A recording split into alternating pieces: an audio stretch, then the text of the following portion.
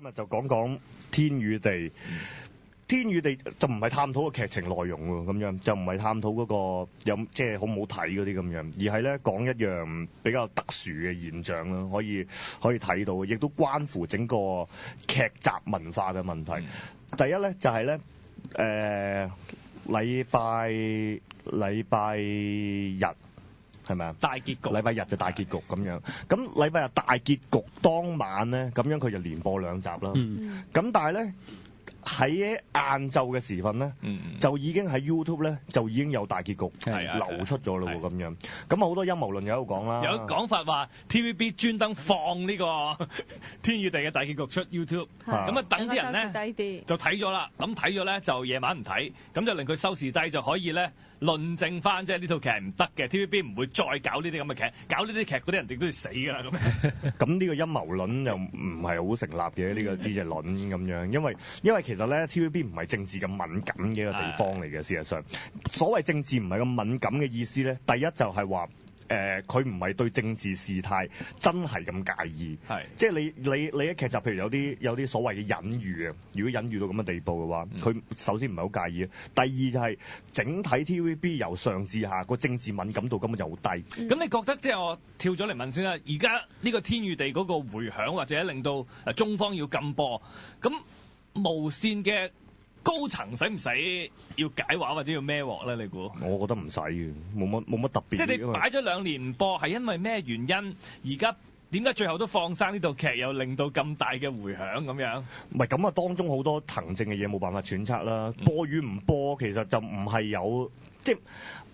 首先 TVB 唔係咁鐵板一塊嘅，嗰個行政思路咧，其實唔係好 unique 嘅啫。咁樣咧播與唔播咧，好多時係即係大家知道 TVB 有2條製作線㗎嘛，即係所謂嘅曾麗珍線同埋梁家樹線。咁播唔播邊個劇咧，其實係大家搶檔期，權力鬥爭，最主要係搶檔期。其實呢個係個差嘅檔期嚟嘅。係啦，而家添哥都喺度鬧緊㗎。聖誕啊，新年。係啊，即係佢佢去嗰個壞檔期度播啫嘛，咁樣咁而本身阿戚同鬱明就算喺珍姐線入邊，佢哋都係被邊緣化嘅一 team 人嚟㗎啦。咁特登呃個差啲嘅檔期俾你播，咁遲啲播壓咗2年先播，咁係冇信心啫對個劇。咁你話係咪特登呃低個收視咁啊？咁啊，我覺得唔會咁做嘅。即係呢個陰謀論啊，肯定唔成立嘅，因為如果係咁 TVB 就好難同啲廣告客戶交代嘅。同埋其實呢個1月1號嘅收視，大家已經唔使點樣期望，都係一定係低㗎啦，亦都可能係新低，即係以大結局2集連播嘅低嘅新低都唔定嘅，即係可以預告係咁。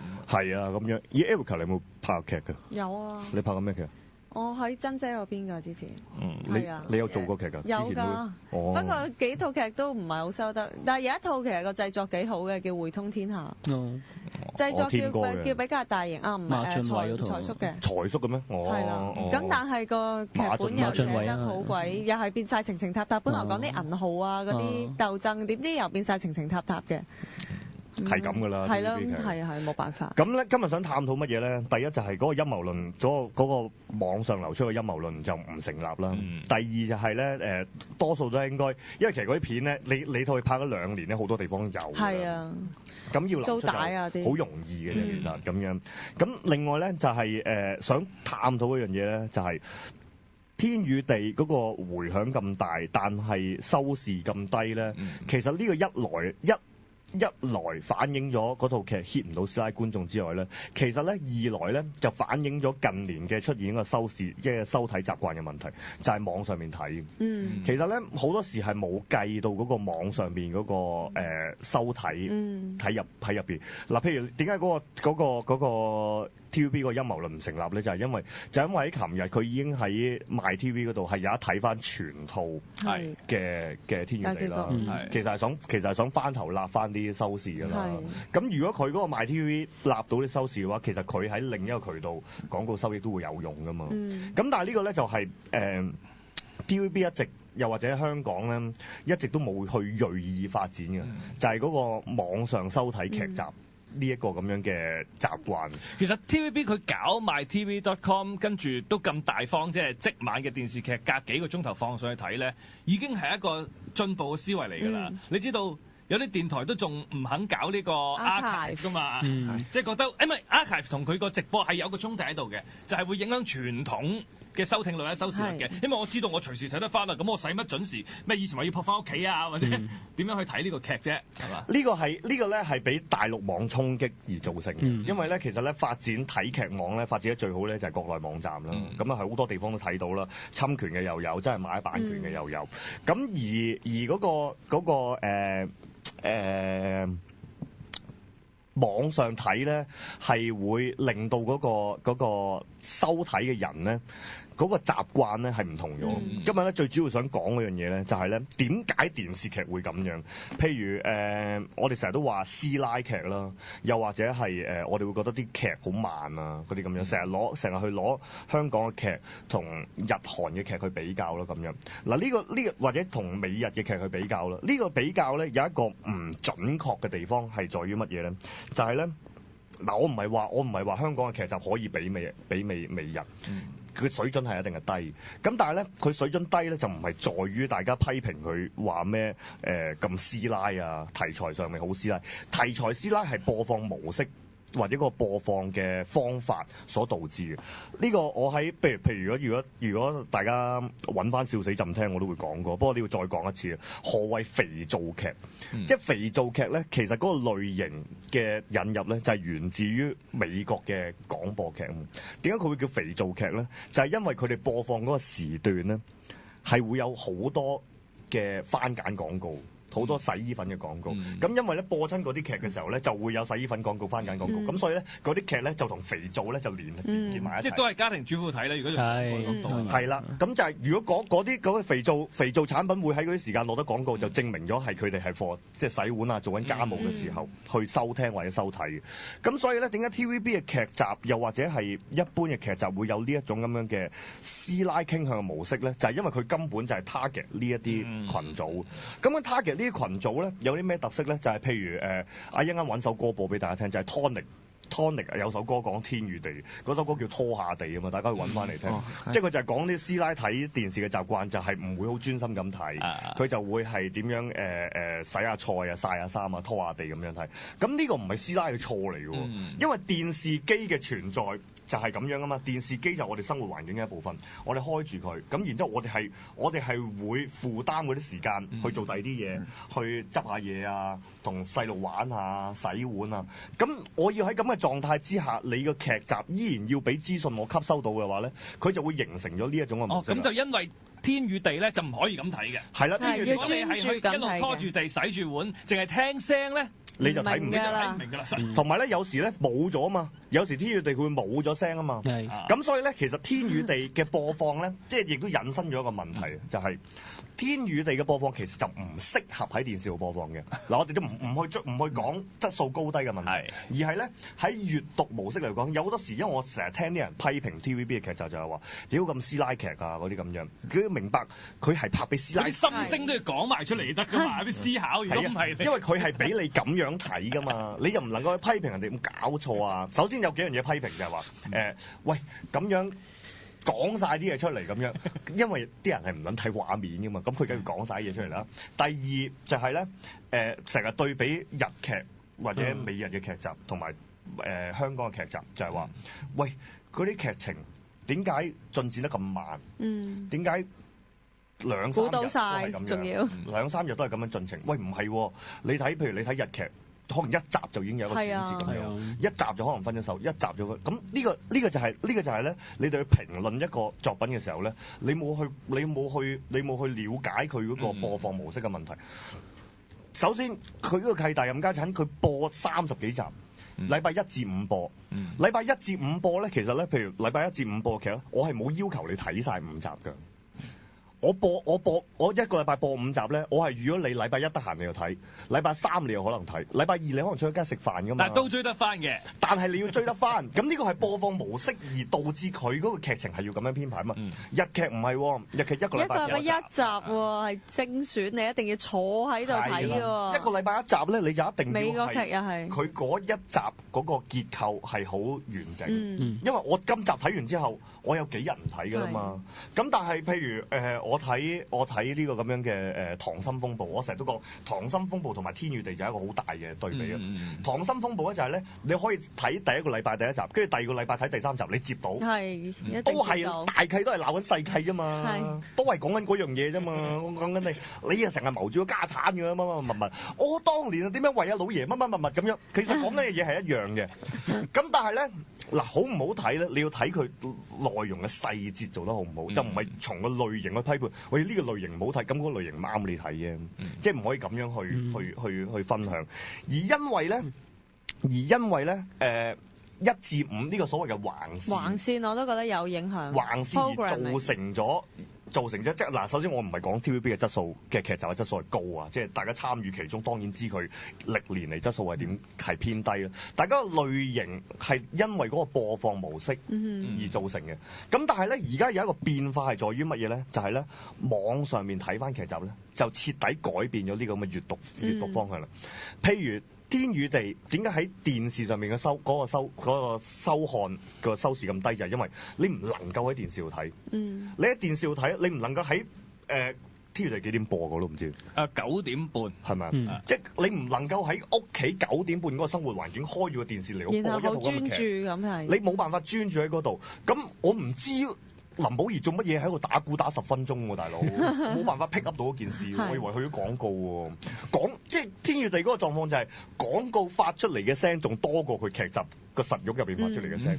咁你作為電視觀眾就好難喺嗰段時間覺得一定要坐喺度睇嘅。咁但係咧網上面睇咧，佢又反而咧去翻嗰種美日劇集嗰種閱讀方式啦。你就可以咧去睇佢成集嘅來龍去脈係乜嘢啦？咁呢個又要講翻就係因為一般1至5嘅劇集咧，一至5嘅劇集嚟講咧，其實係唔講究成集嘅結構嘅。佢講究嘅係一個禮拜嘅結構。係咩？我以為每個廣告位有個 hook 嗰啲，都有少少咯，即係只盡量咯，冇咪冇咯。冇嘅，其實而家唔追求添啊，因為咧嗰個咧禮拜5嗰集有個 hook 有冇㗎？禮拜5嗰集會堅持有個 hook 嘅，咁但係咧而家係唔追求嗰樣嘢咧，當然編劇嘅水準當然係有關係啦，但係亦都唔完全係關編劇嘅水準事嘅，就係咧，譬如你睇翻80、90年代咧，每一個15分鐘 break 嗰個 hook 咧係好強調嘅，80、90年代，咁係因為當其時咧嗰啲人咧睇電視咧係集中啲啊嘛，同埋驚你轉台啊，係啊，咁但係而家咧，你其實你冇得控制呢樣嘢嘅喎，佢係會轉台嘅喎，即係因為嗰個收看模式嘅改變而令到啲劇集本身嘅內容都係會改變，咁但係咧，因為網上邊睇劇呢件事興起咧，呢件事係同我哋香港人網有直接嘅關係。因為網上邊觀看劇集呢件事咧，我相信係會一路咁興起。因為咧，我早2日咧就係咧，我老婆逼我睇，就喺度開呢個咁樣嘅睇天與地咧，睇咗好多集，佢喺度播嚟到睇。喂，其實真係 MyTV 嗰個 Apps 真係好流暢。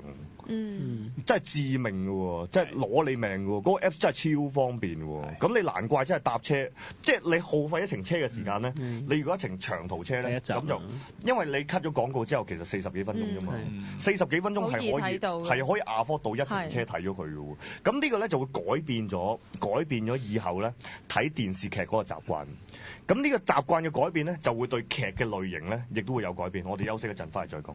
翻嚟早朝天啊，文化生活嘅環節，講嗰個呢個好重要啊！呢個咧，第一咧就係佢會影響到我哋即係網台嘅挑戰咧。係㗎，就係咧，喂，真係我哋要即係。我有時自己都會即係朝早起身，即係我唔使做嗰日，究竟我翻工係睇天與地定係聽早朝天下？梗係早朝天下。咁梗係啦。唔係，同埋我哋真係要快啲解決嗰個。喂，而家有網友好多意見咧，話嗰個即係。而家真係集中喺早朝天下先至會錄，係啦，真係好奇，同埋係 Apps 嘅問題喎，係即係而家即係唔知有網友個 Apps 我哋都仲未收貨，而家就係試用版嚟嘅，係啊，咁你大家繼續俾意見。不過我又覺得真係 Android 就比 iPhone 就嚴重呢個問題，係啊，同埋咧佢係對於接收得，如果你接收得到咧，就即係接收得好就 OK，但係稍為接收唔到咧，可能就會令到你成個 Apps 咧 hang 咗啊。係啊，真係啲 loop 啊咁樣。要快處理呢個問題。如果唔係，我哋嗰個 live 嘅人數好難去睇。我叫咗 TVB.com 整個 apps 嗰陣過嚟，係因為佢咁流暢啊。咁好係啊，跟住原來佢話都唔關嗰個設計事嘅，都係錢嘅問題嘅啫。咁啊，跟住講翻呢個嗰個播放模式對於嗰個劇種有咩影響咧？好簡單咁講就係點解我哋睇日劇嗰個，如果我哋有時咧。譬如我哋睇碟或者網上 download 睇咧，我哋可以一氣過睇幾集㗎嘛。我哋可以一氣過睇幾集嘅原因咧，就係因為第一佢嘅重複度唔高，佢唔會斟酌住一個好一個即係劇情嘅發展，即係究竟係咁係啦，即係究竟喺嗰度蘇豪猶豫光唔光交好咧咁樣，佢可能猶豫講3集嘅，係啦，可能猶豫1、2集嘅啫咁樣。咁但係你喺 TVB 可能猶豫5集，係啦，你猶豫到5集先至再，都係唔得。都係屎忽都係會痛嘅咁樣，就最後就決定咗無聊啊咁樣。咁但係咧，即係日劇就會快啲咯。咁個快慢嘅原因係在於乜嘢咧？就係咧，譬如如果寫橫線嘅劇集嘅話咧，我哋會分所謂嘅主線同埋副線去寫咯。我哋分主線同埋副線去寫嘅時候咧，其實一集40幾分鐘嘅實肉嘅戲咧，主線咧其實佔咗20幾分鐘嘅啫。即係一條主線20幾分鐘咧，然之後就搭2條副線，就負責要嚟間開啲戲。間開啲戲咧有幾個考慮啦。點解間開啲戲咧？一來就係因為時間要係啦，因為要拖鬆咗。因為唔可以發展得太快。你唔可以發展得太快，因為咧發展得太快嘅話咧，如果就係頭先嗰個問題啦，你禮拜1有睇，禮拜2冇睇，禮拜3去睇嘅時候，咦？點解原來明加俾慢必嘅咩事啊？咁樣完全跟唔到啦咁樣。咁呢個係一個問題啦。第二個問題就係拍攝上面啦，即係要俾佢唞下啦，即係唔能夠拍死佢啦，要有啲 side character 去撐啦，咁要個期要回氣啦。咁但係咧，你睇外國劇咧就好少有呢啲問題嘅。嗰個外國劇同埋港劇最大嘅分別就係在於乜嘢咧？就係副線同埋主線嘅比率。即係唔計質素啊！即係當然質素嘅落差好大啊！咁但係咧，你譬如你講譬如我睇譬如講美劇咁計啦，我睇呢個咁樣嘅，譬如睇嗰套叫咩追魔人啊 Supernatural，即係我就係睇佢哋兩兄弟追魔噶嘛，你唔會有一集冇咗佢哋兩兄弟噶嘛，但係 TVB 就做得出啦，TVB 就做得出無端端有一集咧，個主線真係得好少，個主線就真係好少，但係如果你睇追魔人，你無端端喂嗰兩兄弟成集得5分鐘，你唔反面啊？睇㗎啦，就唔睇㗎啦，因為佢牽涉到就係下個禮拜唔睇啦嘛，所以個影響大啊嘛，咁所以咧佢哋嗰個主線主副線嘅比率咧，同港劇嘅拿捏係唔同嘅。咁但係網上邊睇片睇劇有對於呢個咁嘅主副線嘅配置有咩問題咧？個問題就係在於咧，因為咧網上睇咧，呢個尤其是係由大陸開始有好多睇劇嘅網開始咧，就大家養成咗個習慣，大家開始識分主副線嘅時候咧，通常睇咧，我而家都係咁樣啊，我會飛咗個副線嘅。即係我睇日劇嗰啲都會㗎，係啦，日劇都係會咁樣。你一見到嗰條友出嚟，你哋條感情點發展關咩事咩？我咪就係飛咗嗰度去咯。我見到，因為你認到噶嘛，你跟場景、跟人物出場，我推到我見到山下智久嚟，我先至睇啦。同埋我覺得即係外國美日劇咧，係大家真係追住個星㗎，大嗰幾粒，即係啦個劇集個重心真係喺嗰個幾個星上邊，而唔係個劇情咯。咁當然個劇情係重要，但係你冇咗嗰幾粒星喺個畫面，基本上你係唔想睇。同埋咧，同埋一個劇咧有啲劇咧，你係淨係想睇某一啲場面嘅啫。譬如咧，你睇 West Wing 咧，你其實淨係想睇總統發矛嗰段㗎嘛。即係佢每集會有一個長嘅 speech 咁樣咧，你係想睇嗰段㗎嘛。咁你嗰啲咩記者嗰啲咩係啦，算啦。因為咧，其實咧每一集都係咁樣。譬如你睇 Doctor House 就係咁樣嘅。其實 Doctor House 咧，你中間咧係一定會有一段係點樣咧？就係究竟個病係點樣嘅咧？嗰個病點樣去追溯嗰個追查？其實我想講咧，嗰個 Doctor House 其實有少推理成分㗎嘛。但係咧，佢推理個病嗰個推理嘅過程咧，我話俾你聽，你睇100次你都係唔撚會明。你唔知佢推理緊啲乜嘢，咁你只不過個氣氛覺得好緊張㗎嘛。所以我有時我睇我就會咁樣，而家開始有個病好古怪，好啦，佢哋開始查啦，我就 skip 咗去查，跟住之後我就講答案啦。原來係咁嘅，原來係糖尿病咁樣，跟住就你基本上氣氛係一樣係咁樣啫嘛。咁呢個就係。呢一種咁嘅觀看模式咧，就會令到咧好多喺創作上，譬如過場啊、副線啊呢啲嘢咧，其實咧你如果再投放呢啲嘢，之前會有呢啲嘢係因為觀賞習慣嘅問題，因為你播咗喺度，電視喺度播，咁我一定要有個唞氣位啊、空間位嗰啲咁樣，但係基本上你網上面播嗰條友自己會唞氣㗎嘛，佢自己會我住 pause 咪 pause 咯。所以咧嗰個考慮上面咧，或者嗰個計算上面咧，就唔應該再咁樣去度嗰啲戲，嗰啲尤其是咧，譬如《天與地》有一個例子，《天與地》點解咁多人喺網上面睇？其實佢嗰個收視咧唔係真係咁差㗎啫，可能佢而家差咧，只不過係佢首先題材問題，第二就係佢唔適合喺電視度播放嘅問題。但係佢喺網上面帶嚟咗咁多嘅反響咧，就證明咗佢係適合喺MyTV播。咁呢個咧就係會導致咗往後嘅創作方式咧，其實係應該要考慮埋嗰個內容咧喺乜嘢媒介度播。點解特別要講呢樣嘢咧？就係咧，因為咧劇係一定唔會死嘅。即係咧，佢硬爛咧，劇都唔會死嘅。人咧對古仔嘅需求咧係永恆存在，你一定會想耐唔耐？即係我哋而家唔睇啦，可能好忙，但係都會睇日劇，即係咩 download 啊，或者喺網上睇都點都會嘅。你總會揾啲古仔嚟睇嘅，同埋想追下嘅，揾啲嘢追啊，填塞下咁樣。咁嗰樣嘢咧就一定會存在嘅。咁所以咧嗰陣王維基話佢會拍劇咧，我其實係期待。佢而家都係話會㗎，佢會嘅。所以我覺得佢係佢開聖誕 party 好多 TVB 嗰啲藝員未斷約都去咗開㗎。係啊，我期待。但係咧，王維基要特別注意咧，即係呢一集咧係要嚟大家剪俾王維基睇，因為王維基對於佢嚟講呢樣嘢更加重要，就係因為王維基會用網上，佢主要就係將啲劇集咧賣俾大陸網。佢點解會 support 到佢嗰個咁嘅劇集嘅製作咧？就係因為咧佢認為佢會 contact 到好多國內嘅收費劇集網站去買嗰啲劇集，咁如果佢要喺網路上邊令到嗰啲劇受歡迎咧，佢就要考慮到網路觀看劇集嘅模式，同一般，因為佢而家請翻去嗰啲人全部都係 TVB 人嚟㗎嘛，咁但係 TVB 人嘅訓練咧，即係好少有人去研究呢個咁樣嘅網同電視嘅分別，係啦，觀賞行為對於個內容嘅影響嘅，咁因為冇辦法啦，即係好似我呢人才好少有，咁咧。如果你換轉咗個觀賞行為咧，網上面觀賞行為基本上現行 TVB 劇集嗰一套咁樣嘅公價，你唔好講佢質素高與低嘅問題先，你嗰個類型或者譬如有一啲咩為之公價咧，即係究竟就係頭先講嗰啲啊，主副線要幾多啊？幾時應該間一間啊？唞一唞氣。呢套咁樣嘅公價咧，喺網上面睇劇咧係完全唔適用。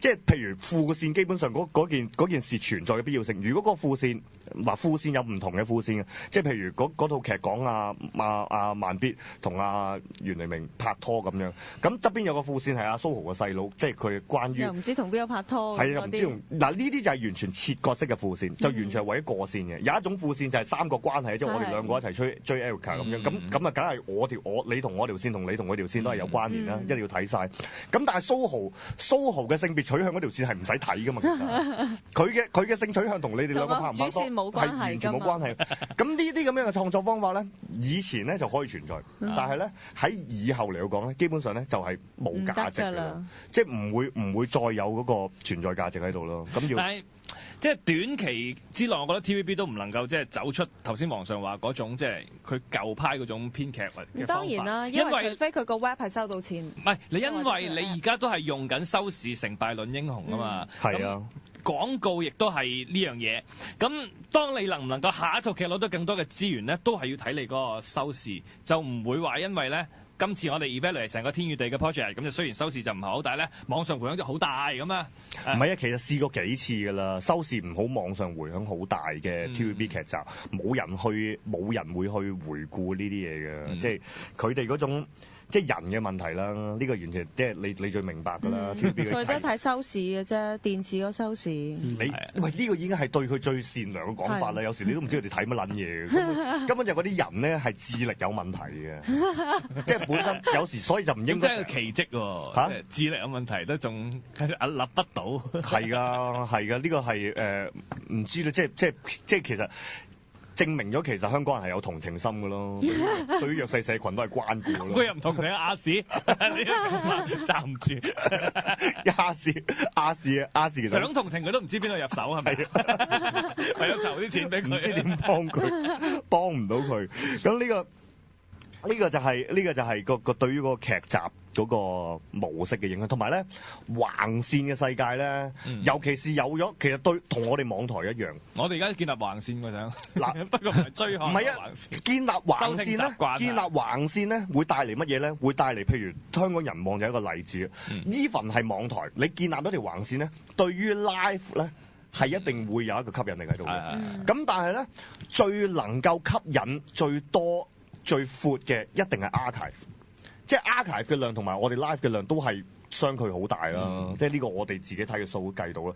咁但係呢一種嘅模式咧，以香港人網為例子啊，嗰樣嘢如果擴散喺劇集度，你想象係幾恐怖？即係佢而家個即係 live 收睇嘅人數都講緊係有幾廿萬上百萬啦。如果佢能夠以香港人網嗰個比例嚟到做，咁佢嗰個如果佢做好嗰個 archive 嘅習慣嘅話，嗰個 archive 係咪應該可以擴到好大嘅？即係可以咁樣去思考件事。但係佢哋就成日覺得會縮咗，會令到個 live 縮。因為而家佢哋賣廣告都係即係搭豬頭骨咁嘅咩 ？TVB 八大平台都係電視個平台係最貴，跟住就立啲收費電視啊，即係買菜加條葱咁樣咯。同埋橫線係確實對廣告嘅收益咧係最穩定。係啊，你同一個集播4-5個禮拜咁。係，但係即係呢個要有橫又有縱向嘅思維咯，即係而家要開闊啲。但係當然呢樣嘢唔係講俾 TVB 聽。但可唔可以即係譬如另外一個部門淨係拍網劇咁咧，叫 TVB 開一個？咁又唔得，個資源係同埋會死嘅，同埋會死嘅。嗯、你一分，同埋即係 TVB 最大嘅問題係人啊嘛。你一分咗條拉咁樣咧，佢唔係整體嘅思維嚟噶嘛。你一整咗個網劇嘅拉，拍緊電視嗰啲就會整死你㗎啦，諗辦法。又有啲 politics 啊，各樣㗎啦，好複雜㗎。想盡辦法整死你嘅咁樣，所以係一定搞唔到。所以其實唔係講俾 TVB 聽嘅。係講俾黃維基，最主要講俾黃維基聽。或者 Now 啦。係啊，Now 唔知拍唔拍劇？Now 都應該會拍啊。係咩？會小青同過咗去嘛，劉家豪過咗去嘛，兩公婆。我呢兩個過去冇乜用嘅。咁你即係話唔係想拍嘅，你請嗰兩個過去做咩？已經冇乜用啦。咪就係咯。梅小青咧，佢哋住喺嗰個唔知咩，住喺咩我唔記得咗佢屋苑住喺乜嘢。出康城咁樣係咩？你係咪話？唔係，佢住喺唔知乜嘢，佢買咗個豪宅咁樣嘅。咁搭的士咧，成日好中意講俾人聽咧，自己住嗰個屋苑名，我唔記得咗嗰個。咁奇怪嘅。跟住咧，我話俾你聽，點解佢要講個屋苑，淨係講屋苑名俾人聽？因為佢一講完屋苑名，嗰的士佬就話：我大角咀啊嘛，唔係大角咀啊，豪宅嚟㗎，我區講大角咀啊，我唔記得咗喺邊度咁樣。所以逼咩 point 啫？冇啊，諗起八卦嘢講咗，諗起八卦嘢抽一抽佢水啫嘛嗰啲。反正佢離開咗 TVB 咁樣，冇出路㗎啦。你一離開咗 TVB，即係幾慘咧，真係。唔係啊，TVB 好神奇一個地方嚟㗎。如果你好習慣 TVB 嗰種作業方式咧 ，TVB 嗰種作業方式係冇競爭力㗎啦。係啊，你放喺第二啲地方係完全冇用嘅，嗰個係一個神秘嘅地域嚟㗎。如果你喺入邊生存到，你喺第二啲地方就生存唔到㗎啦。係啊，即係你喺入邊生存唔到咧，你出到嚟都仲可以做一個正常人。你喺入邊生存到，而且生存得好好嘅話咧，所以你出到嚟就忽然之間冇咗生存能力。即係大家睇完《天與地》大結局，關心緊今日晏晝會出個收視之外，都要關心戚其義啊、周渝民佢哋嗰啲前途。係啊，佢哋嘅前途啊，真係。會唔會俾資源佢哋再開啲更天與地嘅劇咧？咁樣。唔係，佢哋都唔係第一次奶㗎啦，佢哋都奶過好多次㗎啦，即係冇嘢嘅。金枝玉葉班底嚟㗎嘛，係咪阿珍姐好錫佢哋，佢奶得更金嗰啲，仲不過今次其實我覺得唔覺得奶，今次係成功啊！你之前奶嗰啲咩火舞黃沙啲咪仲奶？嗰啲仲要咁貴嘅？嗰啲又貴，跟住然之後仲要冇人睇，又要冇迴響咁樣。咁你今次響咗個朵，你響咗個朵，起碼你嘅人響嗰朵啊嘛。你死咗台啫嘛，創作人就係咁㗎啦，即係做創作有時就係咁㗎咯。你有時等於其實個個創作人都係咁㗎啦，即係你王家衛又係如是，彭浩翔又係如是，你最緊要響自己朵，死老細人都係咁做。我哋人網拍劇，我有人建議人網拍劇，你冇累死人網啦。蕭生咪拍緊劇咯，冇累死人網啦。佢叫你拍3D 肉蒲團嘅劇集版喎，好悶㗎喎。蘇豪點解又笑？我特登睇下個熒幕睇下蘇豪先。一講呢啲，蘇豪就興奮起上嚟，明明今日病，但係你書童啦，蘇豪都係唔使加成㗎啦。咁呢個就係嗰個閱讀模式對於一個創作物嘅內容嘅影響。